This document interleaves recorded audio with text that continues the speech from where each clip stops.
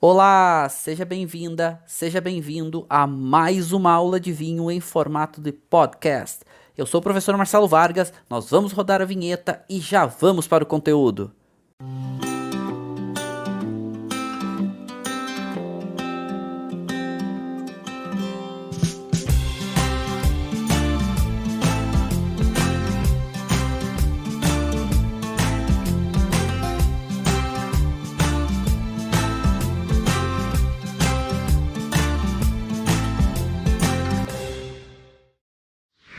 Então, sejam muitíssimos bem-vindos. Estamos aqui hoje desbravando, entendendo um pouco mais as nossas capacidades sensoriais, os nossos instintos, mas principalmente os nossos sentidos e a nossa capacidade de interpretar as características sensoriais dos vinhos, porque isso é o mais importante, até mais do que só entender as características, a gente ter a capacidade de interpretar de forma adequada essas características.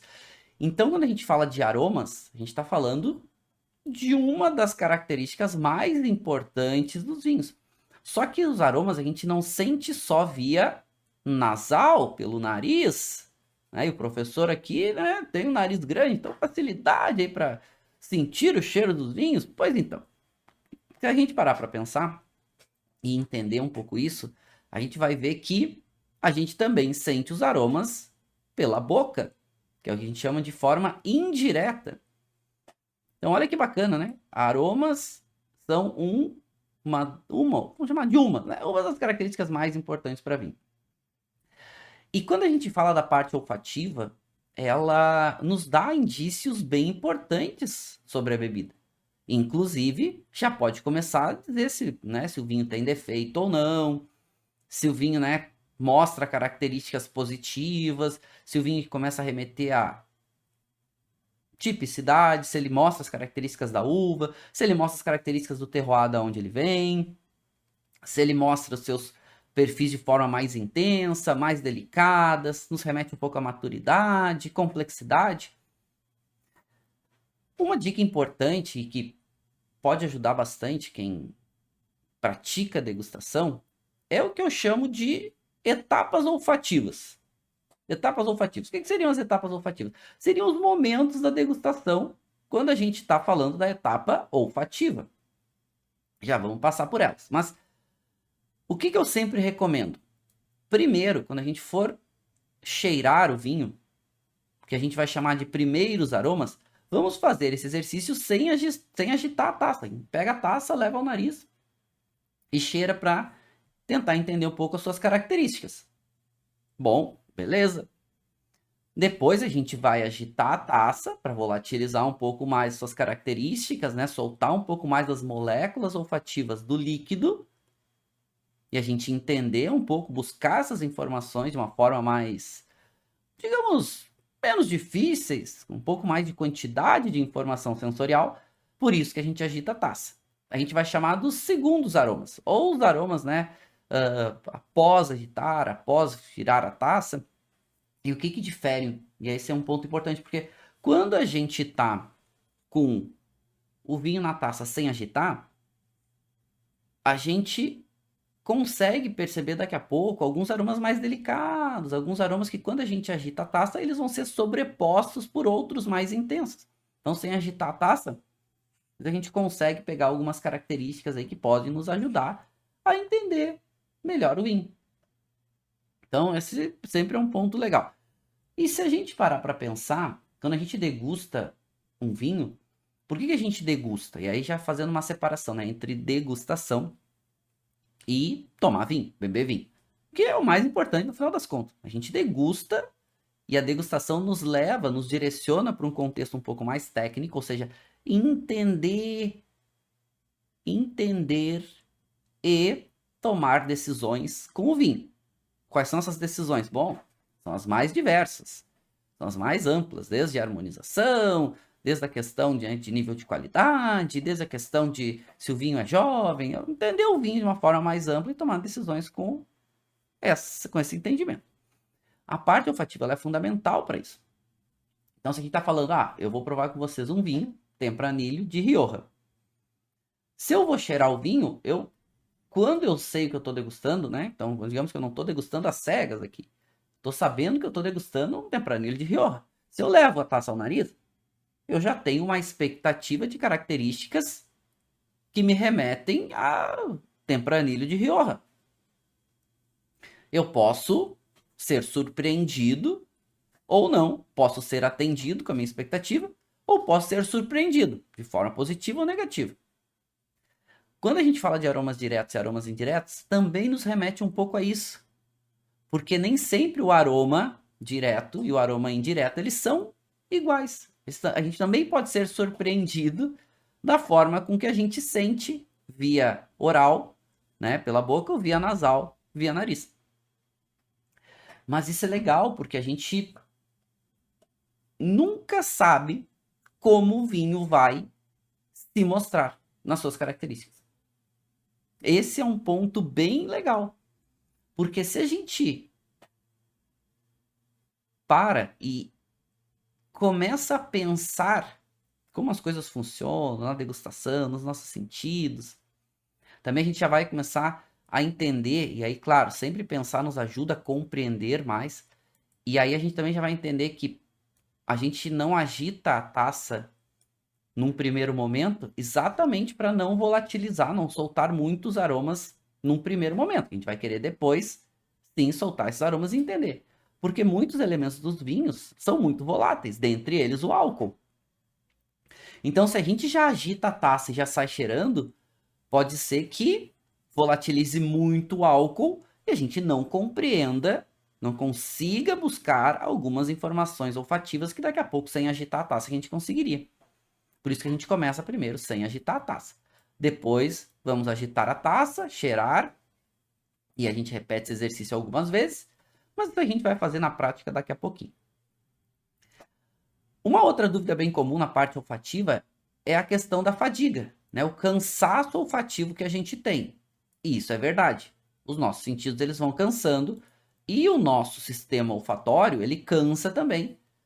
E uma vez que os vinhos são grandes geradores de muitas diferentes características sensoriais, ou seja, também aromáticas, os vinhos podem liberar muitas diferentes moléculas e conjunto de moléculas olfativas, e isso pode também nos cansando. Assim como a gente pode cansar com outros cheiros, né? Não só do vinho. Dizer, mas eu não canso com cheiro de vinho. Pois então, se a gente tá por exemplo, num evento, ou a gente está numa degustação técnica com muitos e muitos rótulos, a gente vai cansando. Quanto mais o álcool e mais elementos voláteis do vinho, mais fácil da gente ir cansando. Então a gente pode ter uma fadiga olfativa, sim, por usar muito o nosso sistema respiratório, né, o sistema olfatório. Então, atenção à fadiga olfativa. Uma das dicas é ir dando uma descansada entre um vinho e outro, né, dentro do possível. Tá bem hidratado, tomar bastante água, tá bem descansado. Começar pelos vinhos mais leves, depois ir para os vinhos mais intensos, para a gente ir cansando menos. Né? Começa pelos vinhos muito intensos, daqui a pouco chega nos vinhos mais leves, mais delicados, nosso sistema já está um pouco cansado. E o que ajuda um pouco a neutralizar, às vezes, essa fadiga, é a gente cheirar a nossa pele in natura. Sem perfume, né? Sem loções, sem cremes, sem cheiros fortes. A nossa pele in natura. Que o nosso sistema, né, respiratório e olfatório já está mais acostumado. Então, quando a gente cheira a nossa pele natura, dá uma neutralizada quando a gente está com essa fadiga olfativa muito presente. Mas não é mais, não faz mágica, tá? Ele dá uma ajudada, mas não faz mágica. Um exemplo bom, que é uma situação bem comum de fadiga olfativa, é quando a gente vai cheirar perfume. A gente vai provar perfume nas lojas, a gente vai comprar, a gente dá uma espreada, cheira, gostei, não gostei. Dá outra, cheira, daqui a pouco dá uma terceira, a gente cheira e já não consegue mais entender as nuances do perfume, as características, a gente ficou cansado, né? O sistema fica cansado. Aí vem uma atendente lá, daqui a pouco nos dá um café para cheirar, a gente cheira um grão de café, parece que a gente deu uma neutralizada. Aí cheira o perfume de novo, cansou de novo. Por que isso acontece? Porque o nosso sistema ele fica cansado. O café, ele não neutraliza. Nem só o café, como outros cheiros fortes, não neutraliza. Ele só vai deixar a gente mais cansado. A gente só sentiu outros cheiros intensos. Parece que aquele que a gente estava sentindo o perfume deu uma amenizada, mas quando a gente sentir ele de novo, vai estar bugado. E aí a gente vai precisar de tempo para se recuperar. Então, isso quando a gente avalia vinho, conforme a gente vai tendo uma quantidade muito grande de vinhos, a gente também vai cansando. Por isso que é legal a gente ir praticando para a gente ir diminuindo a quantidade de vezes que a gente precisa cheirar o vinho para entender suas características. E quando a gente fala de degustação, e já direcionando para o nosso conteúdo de hoje, ou seja, a gente está falando de avaliação de vinho, degustação de vinho. Claro que hoje um foco um pouco maior na parte olfativa. Inclusive, quando a gente fala de degustação de vinho, a gente divide degustação técnica de vinho sempre em 4 etapas, né? Primeira etapa é a visual, uma segunda etapa é a olfativa, uma terceira etapa é a gustativa e sempre uma quarta etapa que são as conclusões. As conclusões são a soma dessas 3 etapas iniciais. A gente vai concluir alguma coisa depois na etapa número 4. As conclusões podem ser as mais amplas. Aqui é a ficha que eu gosto de usar, que é uma ficha com uma barra e tudo bem, uma ficha com uma linguagem bem internacional, parecida com muitas escolas, né? Várias escolas usam essa ideia, essa metodologia de tentar deixar uma linguagem um pouco mais internacional de degustação. 4 etapas de degustação. Dessas 4 etapas, quando a gente está falando da parte olfativa, a gente, na verdade, está falando da parte olfativa direta. Por isso que até coloquei o nome da aula de hoje exatamente de perfil aromático, né? Ou seja, os aromas do vinho, de forma direta e de forma indireta. Porque também na parte gustativa, a gente tem um momento importante para a parte de aromas, que é aqui, em 2 momentos, na verdade, se a gente pegar a ficha de degustação, que vai envolver as características de sabor e a persistência final. Esses 2 itens a serem avaliados, eles também têm uma relação importante com a parte olfativa, mas de forma indireta. Na etapa olfativa, é de forma direta. E a gente vai começar a separar um pouco isso. As 2 etapas, elas são bem importantes. E quando a gente trabalha a degustação, quando a gente entende a degustação de vinho, é muito importante a gente entender que todas as etapas de degustação, elas são importantes. Aliás, todos os nossos sentidos. O Dr. Gordon Sheffer é um dos maiores neurocientistas do mundo, né? Diretor de pesquisa da Universidade de Yale, de neurociência lá em Yale, Estados Unidos. Ele escreveu 2 livros que são ícones, né, referências para o mundo da degustação, que são exatamente estudos mostrando quanto a parte neurológica ela é importante, que é o cérebro que processa todas as informações sensoriais que a gente emite. Que a gente emite, não. Que a gente capta, né? Na verdade, os sentidos captam. Então, os sentidos captam essas informações sensoriais e o cérebro processa. O Dr. Gordon Sheffer, ele revoluciona a ideia de degustação quando ele publica um agrupamento de pesquisas de neurociência mostrando a importância do cérebro para a degustação. Os 2 livros ainda só tem em inglês, mas são bem bacanas, que é Neurogastronomy e Neuroenology. Então, são 2 livros focados em degustação, mas mostrando como o cérebro funciona, porque é o cérebro que capta essa informação, né? De modo geral, vamos simplificar. Os sentidos captam, o cérebro capta essas informações dos sentidos, ou recebe a informação dos sentidos e processa, monta a degustação. Então, todos os sentidos são importantes para a degustação. Ok. E vocês vão perguntar, tá, mas e aí, os aromas, sabores, na boca, no nariz, que momento é mais importante na degustação de vinho?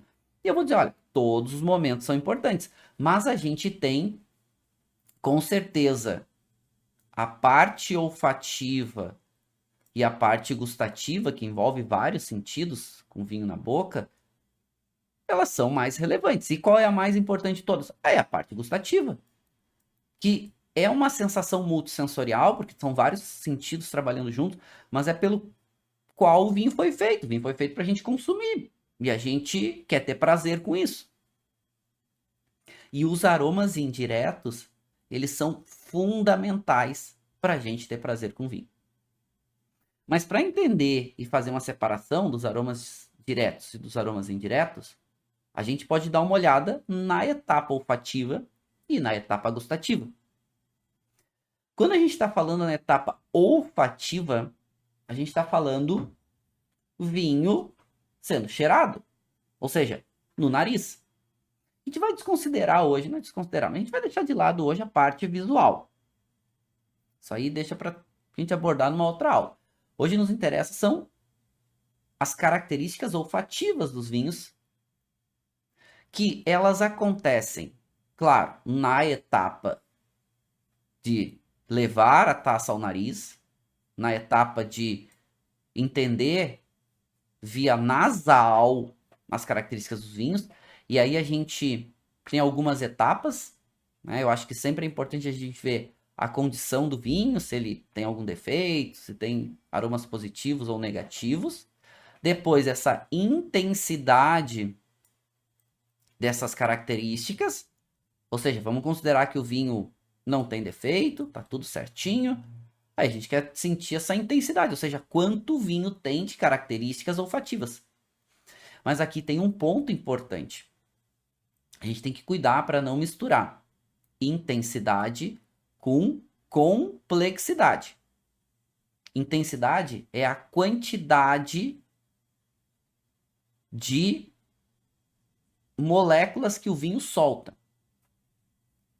Complexidade é as diferentes características olfativas que o vinho tem. Então, tu pode ter um único aroma muito intenso. Ou tu pode ter muitos aromas diferentes, e muitos aromas é complexidade, com maior ou com menor intensidade. Tu pode ter um único aroma intenso no vinho, ou um aroma pouco intenso. Vamos pegar Torrontés argentino. Torrontés é uma uva que ela tem muitas características primárias, é uma uva bem aromática, e os seus vinhos, quando feitos, né, na Argentina, região um pouco mais quente, ficam vinhos mais aromáticos. Mas normalmente eles têm uma família aromática, no máximo duas famílias aromáticas, mais ali das frutas, das flores. São intensas, mas normalmente não são muito complexas. Se tivesse mais diferentes famílias, então, tem as frutas, tem as flores, tem as notas herbais, tem as notas que remetem a um pouco de características diferentes, resinosas, características de chás, Bom, aí tem vários outros perfis que podem aparecer, mas essa é uma diferença importante entre intensidade, que é essa segunda etapa aqui de avaliação. Estamos falando da intensidade dos aromas. Tem mais ou tem menos, mas de intensidade, não de diferentes perfis. Porque nos diferentes perfis é a etapa que a gente avalia as famílias aromáticas. Quanto mais famílias aromáticas, mais complexidade. Posso ter uma família aromática intenso, pouco intenso. Posso ter duas famílias aromáticas, uma mais intensa, outra menos intensa. Posso ter muitas famílias aromáticas, mais intensas ou menos intensas. Então, intensidade é o quanto essas moléculas se soltam do líquido. Complexidade é quantas diferentes famílias aromáticas o vinho tem. E aqui um ponto importante, porque essas diferentes famílias aromáticas, elas precisam ser positivas, os aromas. Aroma negativo não interessa. Tem um aroma dissolvente. Bom, aí é defeito. Tem um aroma ruim, desagradável. Não interessa. O que nos interessa são os aromas positivos. Então, sentir o cheiro. Legal. Tem os aromas positivos. Então, esses aromas positivos, esse vinho, por exemplo, que eu tô degustando com vocês, primeiro sem agitar a taça, né? Então, primeiro sem agitar a taça. Vamos começar já a fazer algumas práticas aqui. Leva a taça ao nariz sem agitar. É um vinho, esse que eu tô degustando com vocês, o Vivanco Crianza 2018. Eu deixei aqui para vocês dar uma olhada. Ele é um vinho que só tem aromas positivos, ele é limpo. A intensidade é uma intensidade média e tem características aromáticas. Perfil um pouco, né, essas notas frutadas, tem uma nota empireumática de tosta, tem uma nota um pouco mais amadeirada, tem um toquezinho mais especiado. Então tem uma boa complexidade. Estamos falando de diferentes famílias aromáticas. Aí você deve estar se perguntando, tá, Marcelo, mas eu poderia estar citando, por exemplo, tu está citando famílias aromáticas. Eu poderia estar falando, tem o aroma frutado de frutas vermelhas muito maduras. Claro que pode. Mas daqui a pouco a gente chega lá. Daqui a pouco a gente dá mais uns passos aí e chegamos nessa questão das definições, dos direcionamentos dos aromas. Mas ok. Então, sem agitar a taça já aparece bastante diferentes famílias. Aí agita a taça, 3, 4 voltas. Inala devagar e longo. O vinho fica um pouco mais complexo, mais amplo em características. Eu já começo a sentir um pouco mais a nota secundária, a nota da tosta fica bem mais evidente, a nota da fruta aparece ainda, mas esse secundário, muito para essa nota puxada para um café tostado, puxado para um chocolate amargo, junto com as notas da fruta, que fica um pouco mais madura, então fica aquela nota já para uma fruta vermelha sobremadura, ali, com uma intensidade bem presente. Mas tudo isso estamos falando no nariz, os chamados aromas diretos. E poderia colocar outras observações aqui, né, da parte olfativa. Ou seja, se tinha alguma falta, se tinha algum defeito, se o vinho é jovem, evoluído, os aromas primários, secundários, terciários, outras observações. Ou seja, posso citar aqui várias outras características. Mas tudo isso que a gente está avaliando aqui são os aromas diretos. Ou aroma nasal, via nasal. A gente só levou a taça ao nariz por enquanto. É o que a gente vai chamar de aromas diretos, via nasal. Ou seja, aromas diretos é igual aroma nasal. Ou seja, na etapa olfativa. Claro que depois que a gente degusta o vinho, a gente pode voltar, pode reavaliar, pode... Beleza. Correto. Okay? Mas tudo aqui é a etapa olfativa. Ou aroma direto, ou aroma nasal. A gente, para facilitar, diz só aroma, né? O aroma do vinho, aroma do vinho, aroma do vinho. Mas é importante a gente entender que a gente também sente o aroma do vinho na boca. Marcelo, mas como assim sente o aroma do vinho na boca? Sim, a gente também sente o aroma do vinho na boca. Porque a gente já vai olhar. Mas tem duas etapas da ficha de degustação que são bem importantes para aroma em boca, que é a etapa de características de sabor e persistência final. Essas duas lidam direto com os aromas, mas de forma indireta. Ou seja, com o vinho na boca. Direta é o que a gente chama de nasal. Indireta é o que a gente vai chamar de retronasal. A gente já vai ver uma anatomia para entender isso, por que isso acontece. Mas também é por causa dos aromas indiretos que vinho fica, ou pode ficar, né, tão complexo em boca, com tantas diferentes características, porque a gente também sente os aromas na boca. Mas na boca a gente não sente só os aromas. A gente vai sentir também a parte toda dos gostos básicos, que as papilas gustativas vão receber as informações. Do doce, do salgado, do ácido, do amargo, do umami. E a gente também vai sentir em boca as características que a gente chama, né? As características térmicas, as características de moléstia nas nossas mucosas, nas nossas, né, em partes da nossa boca, que vão ser estimuladas o que a gente chama de sensações táteis, que é o álcool, a textura do tanino, né, a viscosidade do líquido, quando tem borbulha.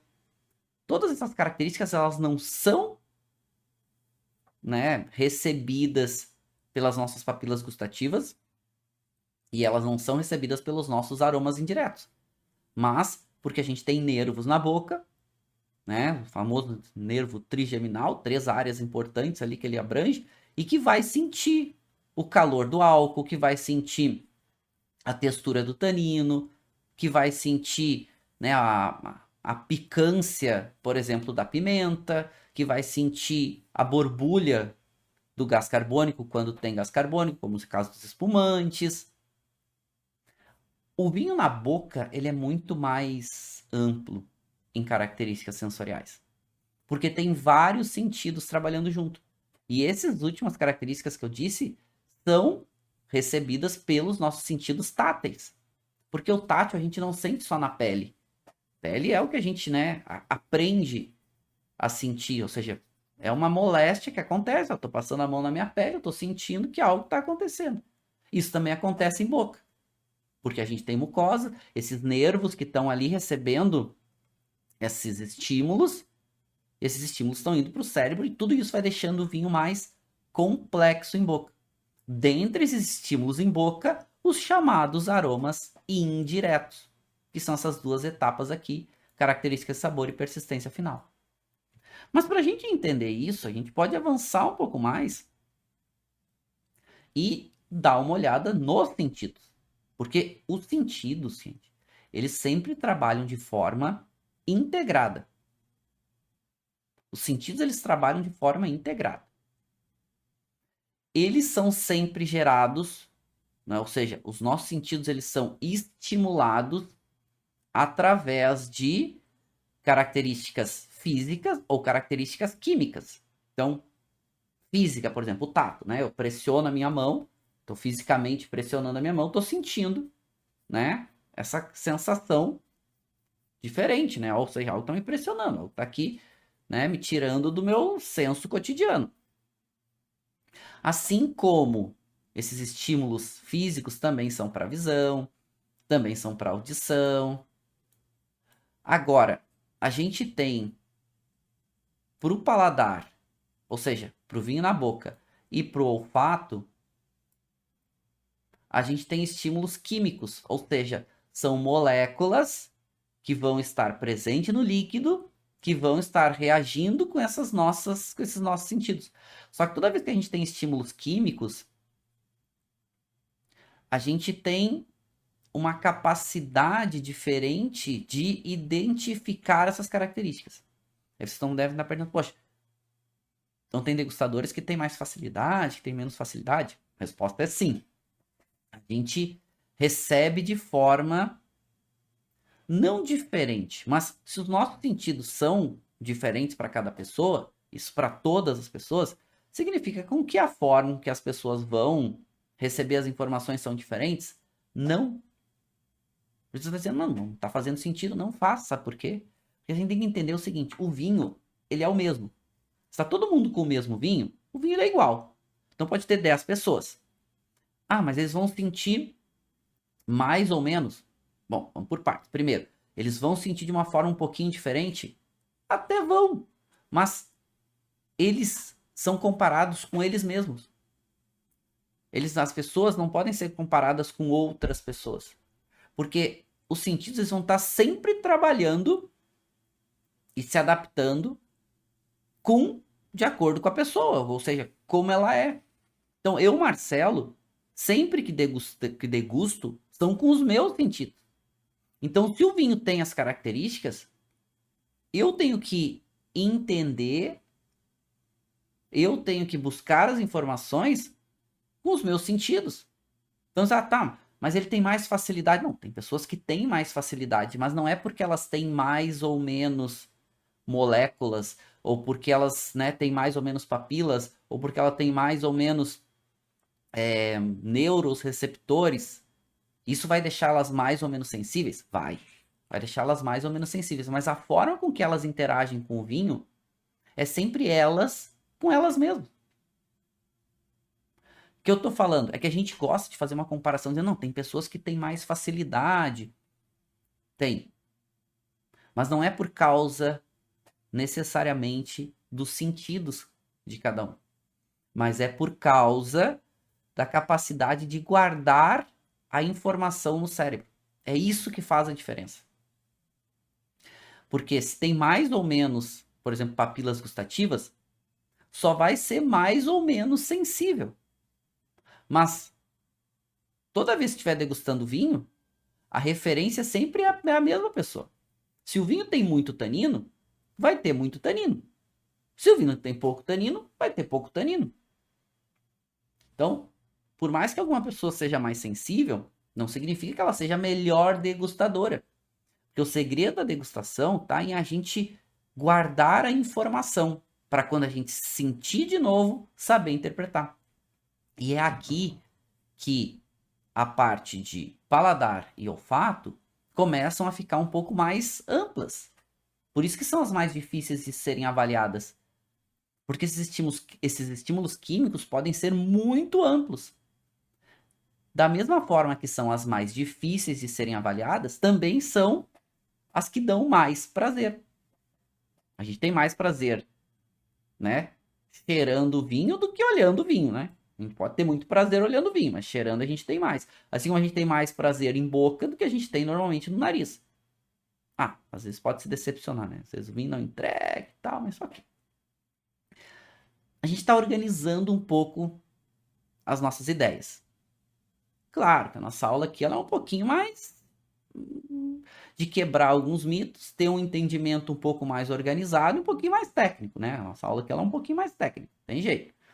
Mas a gente está estudando exatamente para isso.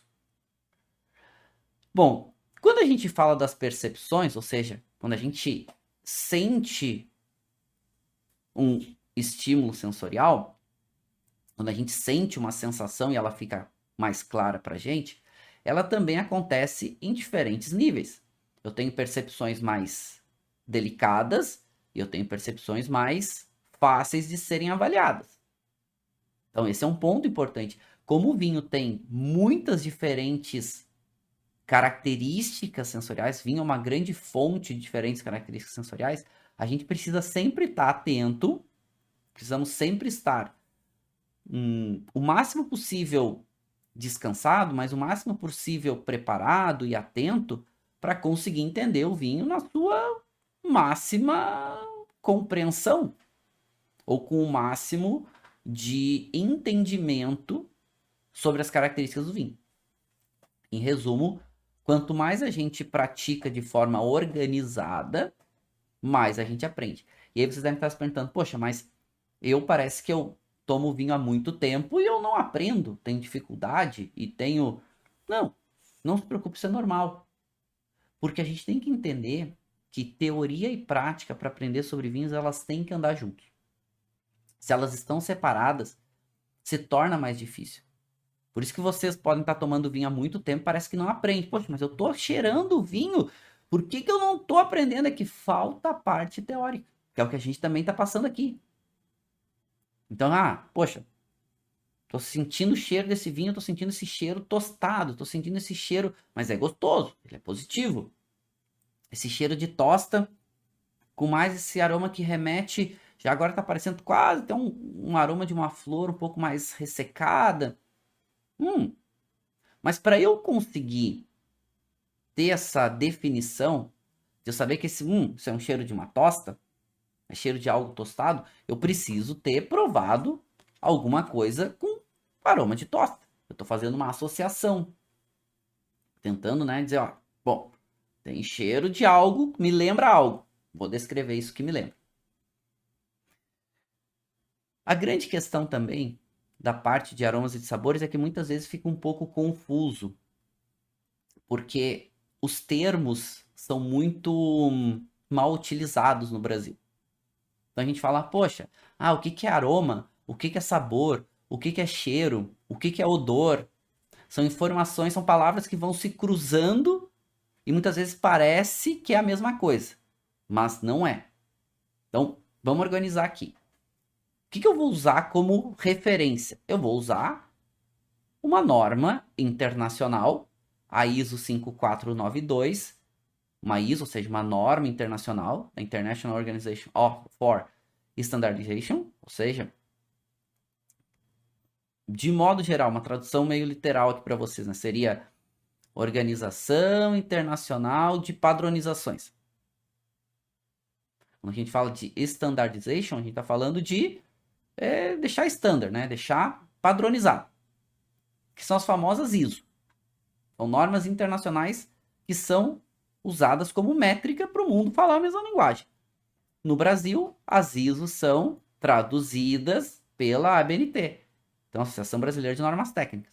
Que aí, no Brasil, depois que a ABNT ela pega a norma ISO internacional, ela traduz para o português e ela bota o ABNT-NBR. Então, diz, ó, a ISO 5492 foi traduzida para o português e virou ABNT-NBR ISO 5492. E essa ISO, ela dá a métrica dizendo o seguinte: o que é análise sensorial no sentido de palavras, ou seja, o vocabulário oficial internacional. Por quê? Porque eu estou usando, essa é uma ISO, essa norma ela é muito grande, mas o que nos interessa aqui, de todas as informações que tem nessa norma, é o que é relacionado aos aromas. Então aqui, só para entender o que essa norma faz, ela diz o seguinte, olha, ela é uma norma que serve exatamente para definir os termos que são atribuídos aos nossos sentidos, né, aos nossos órgãos sensoriais. Relacionado também aos métodos para entender as características sensoriais. Em resumo, é uma norma que padroniza o vocabulário para degustação, para análise sensorial. Seria isso. Pronto. E aí, olhando a norma, a gente já vê o seguinte, olha, tem alguns termos aqui que a gente começa a entender um pouco mais sobre aromas. Primeiro termo é o termo odor. Então, só, odor é um substantivo, ou seja, dá uma definição para sensação percebidas por meio do órgão olfativo. Ou seja, cheirar as circunstâncias. Marcelo, então se eu cheiro, posso chamar de odor? Pode. Apesar que no Brasil, muitas vezes, o termo odor, ele é usado de uma forma errada, né? A gente associa a coisa ruim. Ah, que odor ruim. Mas odor também é utilizado para coisas boas, para cheiros bons. Só que para comida, tudo que a gente usa relacionado a questões alimentares, de modo geral, a gente acaba não usando o termo odor porque parece que é pejorativo, né? Então a norma, ela diz aqui, olha só, nota da norma. No Brasil, o termo fragrância refere-se a odor cosméticos. E o termo aroma refere-se ao odor dos alimentos. Então, no Brasil, chamar de um alimento de o cheiro do alimento, chamar de odor, está correto? Assim como chamar de aroma também está correto. Por isso que eu estou falando com vocês aqui o tempo inteiro de aroma. Aroma, aroma, aroma. Porque é mais elegante do que chamar de odor, que muitas vezes pode ser mal interpretado. Odor não é só para coisas ruins, também é para coisas boas. Mas então a norma diz, olha, se é alimento, pode usar o termo aroma. Aliás, refere-se ao odor de alimentos. Então, eu estou usando o termo aroma, porque é um termo mais fácil, melhor compreendido, de forma mais simples. Poderia até usar a questão odor. Só que a gente está falando, ó, através do órgão olfativo de cheirar as substâncias, ou seja, de forma direta. Pode ser de forma indireta? Até pode. Até pode ser de forma indireta. E até depois a gente vai ver que tem um outro termo aqui chamado sabor, que aí a sabor já tem uma definição um pouco mais ampla, que é a combinação complexa de sensações olfativas, gustativas e trigeminais. O que é o trigeminais? Ou seja, para ter essas 3 etapas acontecendo, somente com o vinho na boca. Por isso que muitas vezes a gente vai chamar aquelas características das famílias aromáticas em boca de sabor.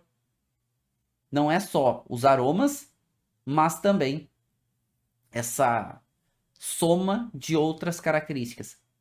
Por isso que a gente, nessa definição de sabor, ela é uma definição um pouco mais técnica, que há pouco tempo a gente começou a direcionar o entendimento sobre sabor, porque também pode usar o termo aroma para o vinho nas suas características somente olfativas em boca.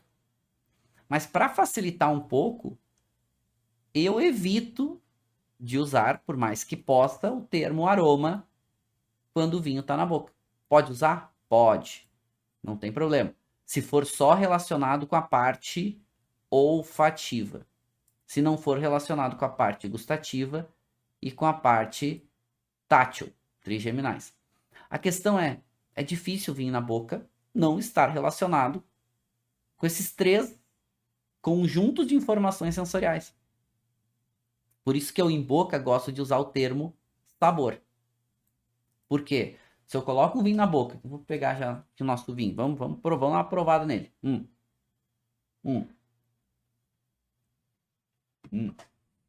Eu tenho vinho na boca.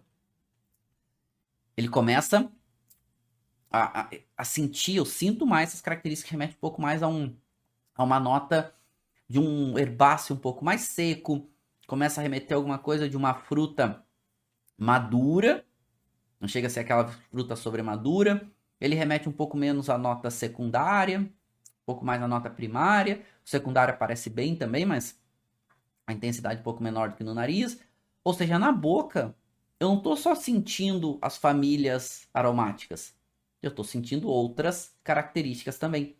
Por isso que em boca, primeiro, a gente sente de uma forma um pouco diferente. Porque as moléculas, elas estão chegando de forma diferente no nosso sistema olfatório. A gente já vai olhar isso. Mas também porque outras percepções estão acontecendo ao mesmo tempo. Outras sensações estão acontecendo ao mesmo tempo. Então é difícil desassociar uma coisa da outra. Por isso que eu gosto de usar no nariz o termo aroma e em boca o termo sabor. Ok. A norma também diz que é o seguinte, né? Aroma pode ser o atributo sensorial percebido pelo órgão olfativo via retronasal durante a degustação. Então, aroma eu também posso usar para definir o aroma indireto. Não é errado. Apesar que está aqui a nota brasileira dizendo, olha, gente, no Brasil, aroma é um atributo sensorial percebido, perceptível pelo órgão via retronasal durante a degustação, mas também se refere ao odor dos alimentos. Eu posso usar o termo aroma com as características no nariz, quanto com as características em boca. Beleza. Sem problema. Mas para facilitar, eu gosto de separar e chamar no nariz de aroma e em boca de sabor. Para a gente entender como o nosso sentido funciona, esse é um ponto importante, é legal a gente fazer uma reflexão do porquê que a gente avalia essas características. E a gente vai fazer mais alguns exercícios práticos daqui a pouco. Mas por que a gente avalia os aromas do vinho? É exatamente para entender o quanto essas características são positivas ou negativas, o quanto elas estão presentes em maior ou em menor quantidade, o quanto essas características nos dão prazer e para tomar decisões, né? Ou seja, para ver o quanto essas características nos agradam, quanto essas características são de vinhos mais jovens, vinhos mais evoluídos, se são para vinhos para guardar, são vinhos para tomar mais jovens, se estão mais intensos ou menos intensos, se é para a gente harmonizar ou não harmonizar, harmonizar com o quê? Né? Com que tipo de prato, ou seja, tudo isso, a avaliação dos aromas vai nos ajudar. É sempre importante a gente lembrar que existem aromas que não são bons, que a gente não quer nos vinhos, que não nos dão prazer. Então, eu coloquei uma listinha aqui de alguns aromas não bons, não muito agradáveis. Esses aromas, muitas vezes, fenólicos, aromas de animal, esses aromas de curral, de esterco de gado. Às vezes, esses aromas relacionados com redução, cheira a ovo, cheira uma borracha queimada. Aromas oxidativos, né, que a gente começa a ficar aquelas notas meio acéticas, uma nota meio desagradável. Tem vários aromas, então, que de modo geral não são positivos. Por isso também a gente avalia as características sensoriais dos vinhos no seu caráter aromático. Porque muitos desses defeitos, eles são aromáticos. Ah, cheiro de rolha, né? Que é aquele cheiro meio que de pano molhado que secou. Ah, aquele cheiro acético, né? Que lembra um pouco o vinagre. São todas características que não são positivas para o vinho, tiram boa parte do que o vinho tem de prazer e de gostoso. E muitos desses problemas a gente sente através dos aromas. E para ficar bem definido essa questão de aromas diretos e aromas indiretos, esse aqui é a melhor definição, melhor apresentação para a gente entender isso.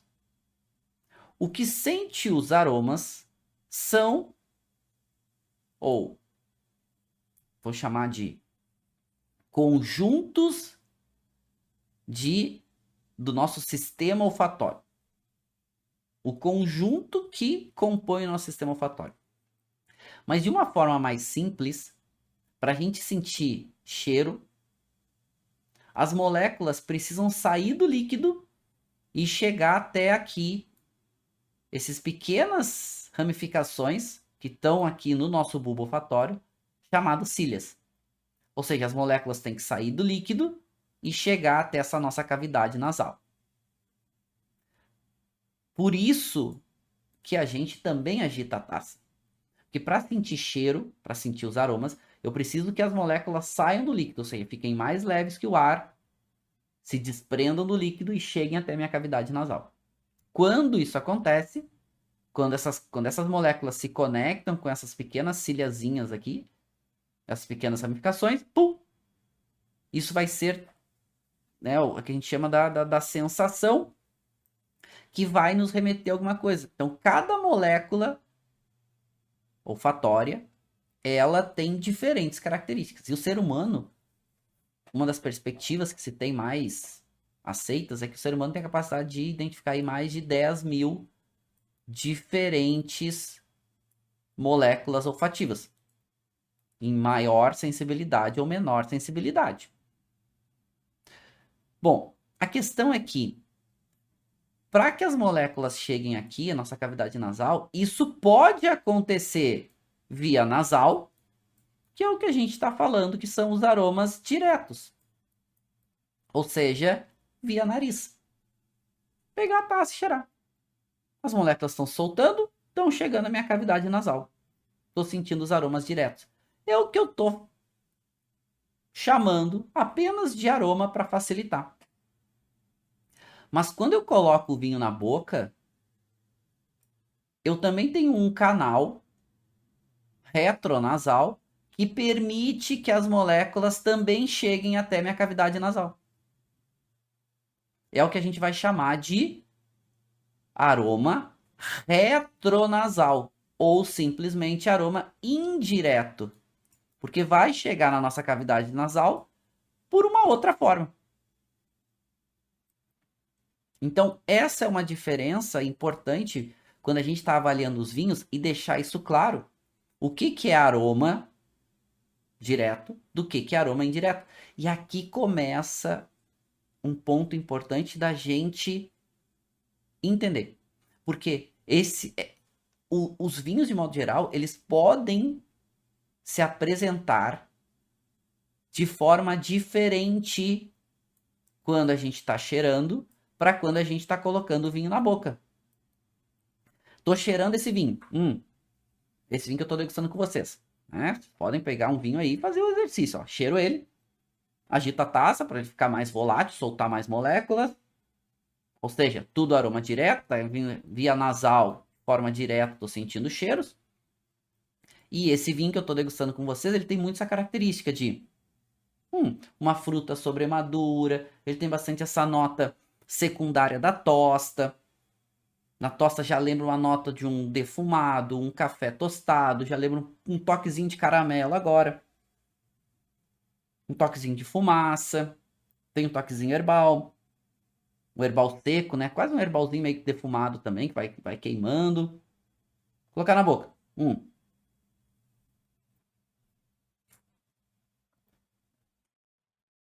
Coloquei na boca, também está soltando agora os aromas de forma indireta, via retronasal. Eu sinto igual ao nariz esse vinho que eu estou degustando? Não.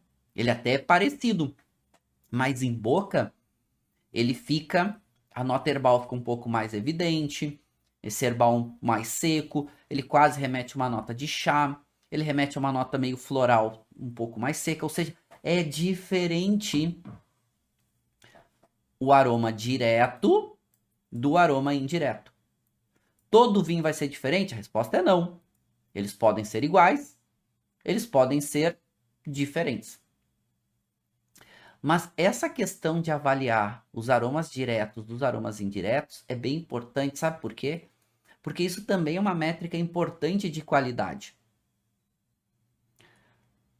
Quando a gente fala na qualidade técnica dos vinhos, então eu busco entender a complexidade, a intensidade, a tipicidade, o equilíbrio e a persistência. Eu também tô, quando falo de equilíbrio, não é só o equilíbrio de características estruturais. Ah, o tanino com a acidez. Ah, a acidez com a doçura.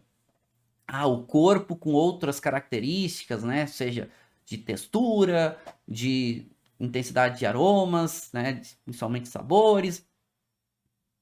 Equilíbrio também é entender se tem equilíbrio com os aromas diretos, com os aromas indiretos. E os vinhos mais simples, gente, de modo geral, e os vinhos estão cada vez mais aromáticos de forma direta, mas estão menos interessantes em boca, nos seus aromas indiretos. Por que isso? Porque para que as moléculas cheguem bem de forma indireta, também precisa ter um pouco mais de intensidade nas moléculas, elas precisam estar um pouco mais presentes, né? Porque os vinhos hoje são feitos de forma com mais tecnologia, então eles trabalham muito esse aroma direto para ficar um pouco mais evidente, as pessoas cheiram e gostam, isso é bom, né? Que o aroma direto não deva ser assim, não deva ter essas características, deve, merece. A gente merece cheirar o vinho e ser gostoso. Agora, precisa que em boca também os aromas indiretos sejam tão bons quanto. Ou até melhores, né? Porque o que a gente quer é que o vinho na boca seja gostoso. Quero que no nariz seja bom. Quero sentir cheiro de fruta, quero sentir cheiro de secundário, de madeira, cheiros positivos. Mas não adianta só sentir de forma direta, coloca na boca, pum, não tem nada. Não entrega. E quando de forma direta ele é bem positivo, coloca na boca, tem um pouco menos de características, ele perde alguns pontos em qualidade técnica, porque eu quero que na boca tenha qualidade também. Eu quero que os aromas indiretos sejam tão bons quanto os aromas diretos ou até melhor. Claro, esse é um ponto importante da gente avaliar de equilíbrio. Também é um ponto importante muitas vezes de tipicidade, né? As uvas diferentes, elas têm predisposições diferentes a expressar suas características. Então, esse gráficozinho aqui ele é só uma referência, não significa que as uvas vão ter esses aromas. Elas têm predisposições a ter determinados aromas mais evidentes. E esse mundo todo de aromas, diretos e indiretos, é uma das coisas que mais faz a gente estudar vinho. Por quê? Porque a gente quer entender isso. A gente quer pegar uma taça e sentir as características. A gente quer pegar uma taça e sentir o cheiro dos vinhos, seus perfis aromáticos, entender. E para isso que eu falo para vocês, e por isso que eu falo para vocês que a gente precisa ter a teoria acontecendo junto. A partir disso, tem ferramentas que nos ajudam. Dentre elas, a roda dos aromas. E a roda dos aromas, que foi criada lá em final dos anos 80 por uma PhD chamada Enoble, uma pesquisadora da Universidade Davis, lá na Califórnia, que ela trouxe a ideia de fazer agrupamentos de aromas para facilitar o entendimento. E mais do que isso, ela trouxe a ideia de trazer uma linguagem internacional para que as pessoas começassem a falar uma mesma língua quando falasse dos aromas, tanto diretos quanto indiretos. Qual é a ideia aqui? É que em vez de falar que o vinho cheira a sela de cavalo, né? Pô, esse vinho cheira a sela de cavalo. Sim, mas que sela, que cavalo, que... Não, não. Então o vinho cheira a uma nota de couro, por exemplo. Ah, é uma nota de couro. Ah, legal. Nota de couro. Em vez de falar, esse vinho tem cheiro de bosque, né, de floresta molhada. Bom, então tem cheiro de terra molhada, tem cheiro de um herbáceo, né, em decomposição, em humus, para ficar mais fácil das pessoas entenderem vinho, falar de vinho e conseguir ter uma linguagem que as pessoas consigam lidar melhor no mercado, né?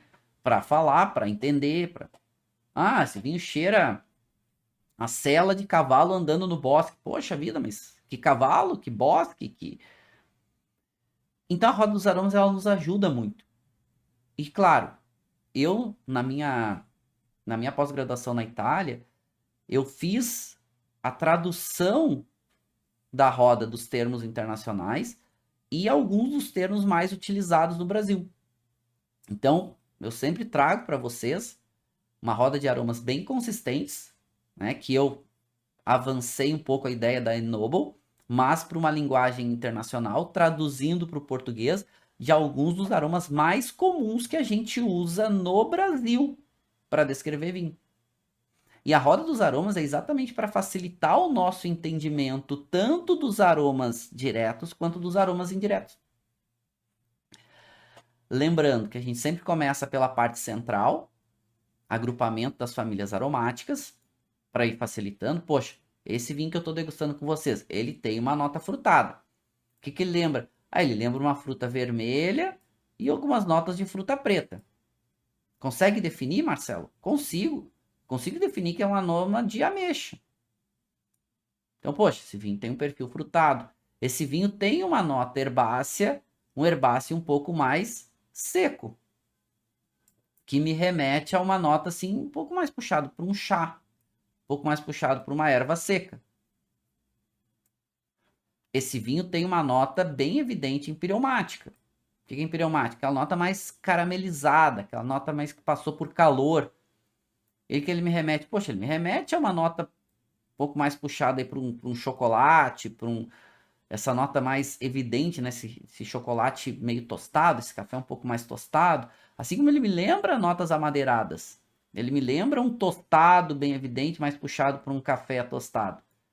Então, olha aqui o que a gente está fazendo. A gente está fazendo um exercício guiado por uma ferramenta para nos ajudar a entender melhor os vinhos.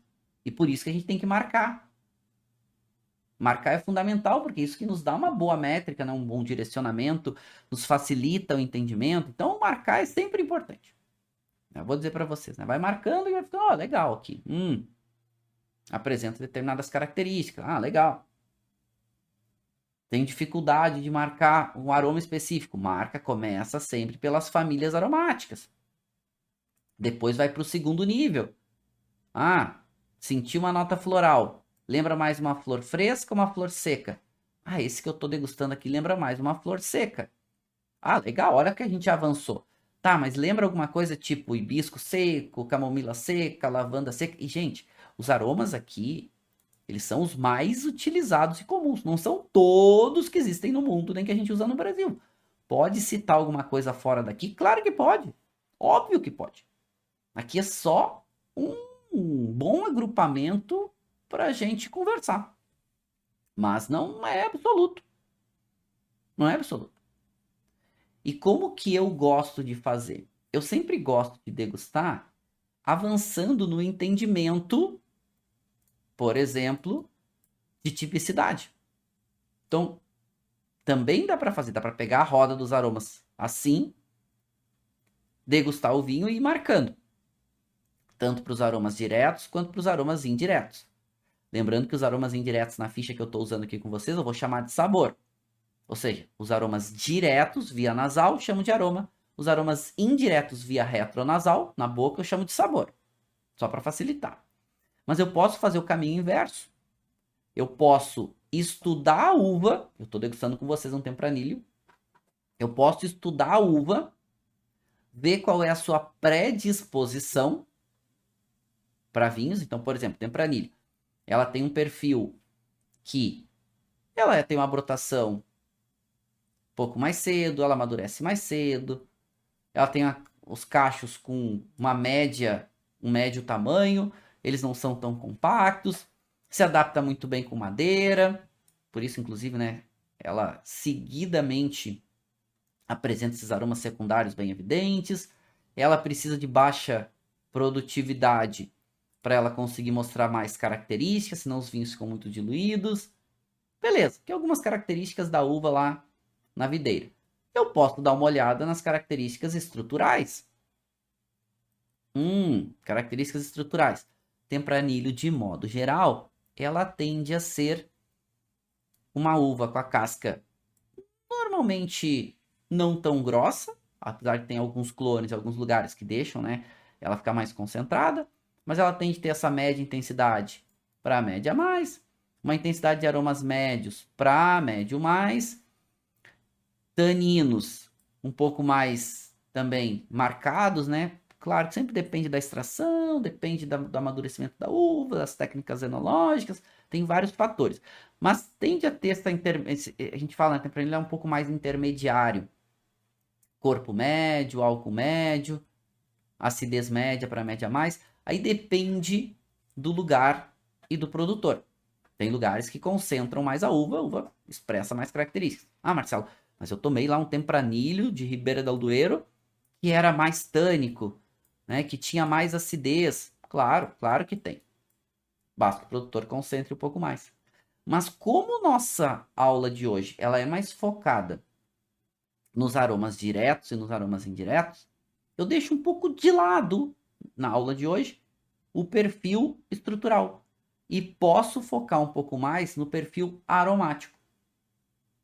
Então, por exemplo, eu posso pegar a roda dos aromas e aplicar para os aromas mais comuns que a gente encontra em tempranilho. E eu posso degustar um tempranilho olhando esses aromas mais comuns e buscando esses aromas. Não é errado também.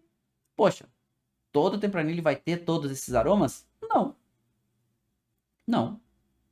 Mas são mais comuns. Então, há uma chance de apresentar um pouco dessas características. Então, aqui eu marquei para vocês que são os mais comuns para tempranilho. Aqui está na metade da roda, depois a gente vê a outra metade. Aqui pega os aromas mais primários, né? Principalmente também quando começa a desenvolver alguns aromas terciários, mas vamos lá. Tempranilho tende a ter um aroma floral. Esse vinho, eu senti em boca um pouco mais esse floral seco. Não chegava a me lembrar nem camomila, nem hibisco, poderia ter outras flores secas. Até me lembra um pouco mais, um toquezinho de uma lavanda seca, até poderia, né? Não tem nenhum problema. Ah, Marcelo, mas lavanda tá em flor fresca. Gente, quando a lavanda ela é nova, é fresca. Quando a lavanda fica seca, ela fica uma flor seca. Então, não é porque pertence a um agrupamento aqui aromático que vai estar sempre ali. Vamos pegar, por exemplo, cereja. Cereja pode evoluir e ficar uma cereja preta, bem escura. Tá, mas está em frutas vermelhas? Sim, normalmente ela é. Né? Quando a gente consome, ela é uma cereja mais fresca, vermelha, um pouquinho mais ácida. Mas ela pode também ser uma cereja preta, escura. E eu posso dizer que é uma cereja fruta preta. Não tem nenhum problema. Mas, ok. Aqui eu sinto nesse vinho a nota da flor seca. Eu sinto um frutado. E eu sinto bem uma mistura entre uma fruta vermelha e fruta preta. Aparece bem essa nota para mim aqui, até mais a nota da ameixa. Uma ameixa bem, bem madura. E aparece um toque até de mirtilo, assim. Toque de mirtilo um pouco mais maduro também. Não tem problema marcar coisas diferentes. Eu estou fazendo uma comparação. E aqui para mim também aparece o herbáceos. E esse herbáceo um pouco mais seco. Né? Esse vegetal um pouco mais seco, muito nessa pegada de erva e até uma pegadinha de chá aqui um pouco mais evidente. Beleza. Eu usei aqui uma referência para começar a estudar. Isso eu estou falando dos aromas diretos E eu sinto dos aromas indiretos, ou seja, na boca, que eu vou só chamar de sabor, então aroma vai ser no nariz, sabor vai ser em boca, um pouco diferente, aonde favorece um pouco mais em boca, um pouquinho mais a nota da flor seca, um pouco mais a nota da fruta. Se eu olho do outro lado, no outro lado da roda, que é, né, a roda ela não tem um lado ou outro, aqui eu só dividi para ficar mais fácil da gente ver, né, um pouco mais amplo. Tempranilho, de modo geral, principalmente da Espanha, tende a ter muito essas notas secundárias e terciárias, que são as notas secundárias, são as notas principalmente de madeira, de vinificação, e as notas terciárias são as notas evolutivas, as notas que o tempo vai trazer para o vinho. Esse vinho que eu estou degustando com vocês, ele é um vinho que tem 16 meses de passagem em madeira, por barrica, barricas francesas e barricas americanas, que são normalmente mais aromáticas, porque é um criança.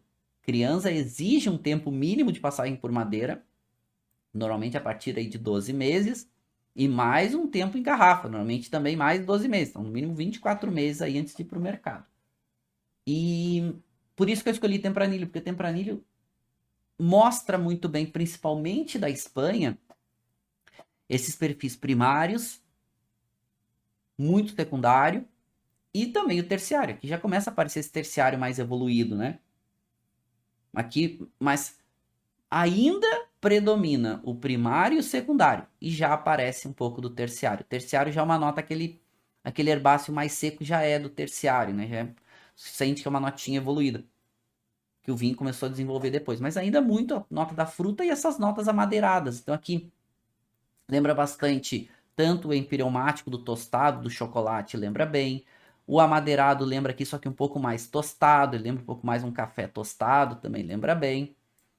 E tem umas notas especiadas aqui, não ficam tão claras assim qual é essa característica, se é uma canela, se é um cravo, não. Mas ela aparece aqui bem. E bem gostosa. Vou dizer para vocês que é um perfil aromático bem interessante. E depois eu posso fazer uma comparação com os aromas indiretos. Porque a roda dos aromas funciona tanto para os aromas nariz, quanto para o sabor em boca. Então, por exemplo, poderia pegar a ficha de degustação aqui e fazer a parte de características de sabor, que também são as famílias aromáticas, usando a roda de aromas.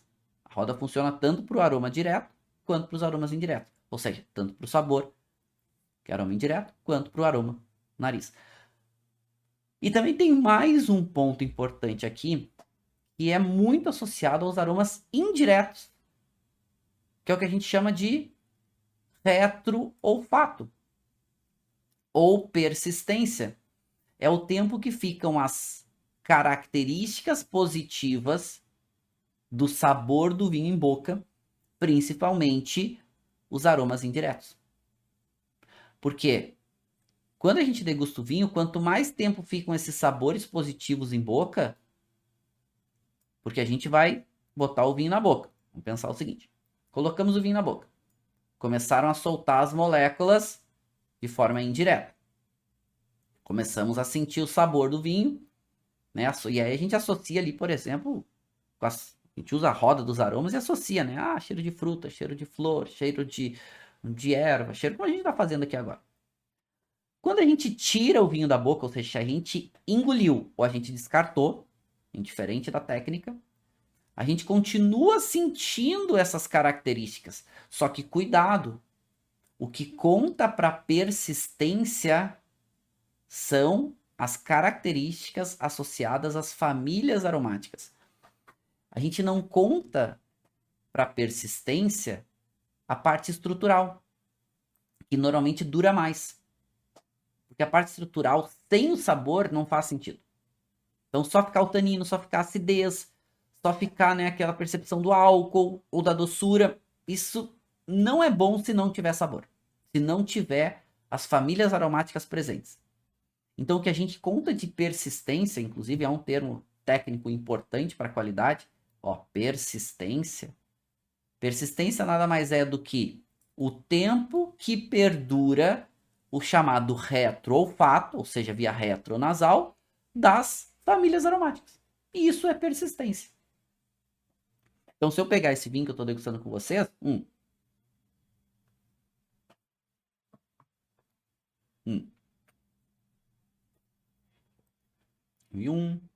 2, 3, 4, 5, 6.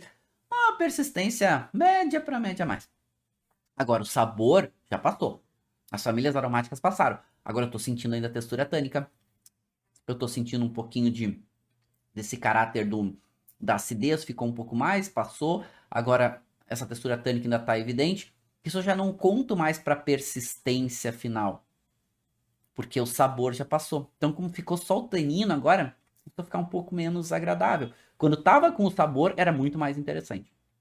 Por isso que para persistência, a gente considera o fator de sabor. E olha que legal, né? Olha o que a gente fez na aula de hoje. A gente começou um papo, a gente avançou um papo bem interessante. Por quê? Porque nós estamos falando de aromas. E aromas precisa praticar. Mas não é só o degustar. Não é só pegar a taça e colocar na boca. E a partir de agora, a gente vai sempre falando nas nossas degustações sobre os aromas, sobre os sabores. A gente sempre tem que separar, até para entender melhor o vinho, o que é aroma direto do que é aroma indireto.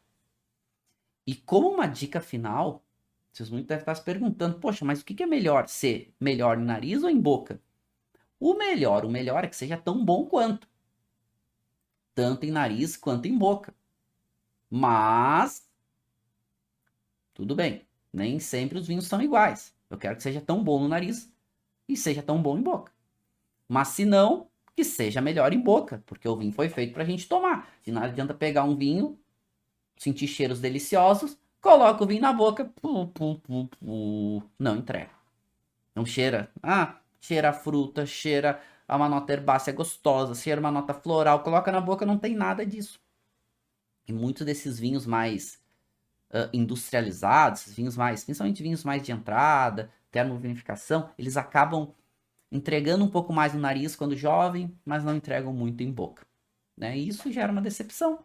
Isso baixa, claro, o nível de qualidade do vinho técnico. Qualidade técnica não significa que não dê para gostar, que não seja legal. Não é isso.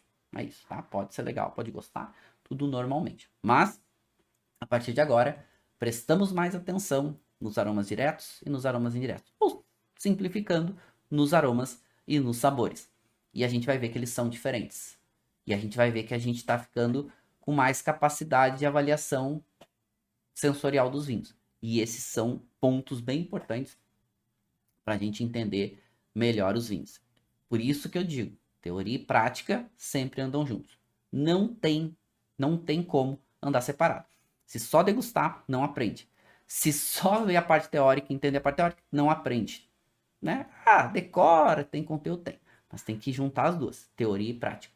Então, sigam agora praticando, avaliando os vinhos sempre, fazendo essa comparação de aroma direto com os aromas indiretos, vendo qual que é melhor, se são parecidos ou não, que a gente vai avançar algumas etapas, algumas casinhas aí em avaliação técnica de vinho. E prestem atenção que vocês vão ver que a maioria dos vinhos são diferentes. Alguns melhores, alguns nem tanto, mas que eles são diferentes. Por isso que a gente aprende, né? Por isso que é tão bom. E esse aprendizado também vai fazendo com que a gente tenha mais capacidade de avaliar e também tire mais prazer da bebida. É legal aprender, né? Por isso que a gente estuda. Por isso que a gente organiza os nossos entendimentos. Para que a gente tenha mais capacidade e tenha, né, mais possibilidades no mundo dos vinhos. Legal. Turma, foi incrível, né? A hora passou voando de novo. Foi muito legal a gente avançar e retomar esse tema. E a gente, claro, vai trazendo isso durante as aulas, mas a gente deu mais alguns passos importantes hoje para nosso entendimento de degustação. Deixar um beijo para vocês, muito mais que especial, e deixar aquele nosso brinde final. Até a próxima.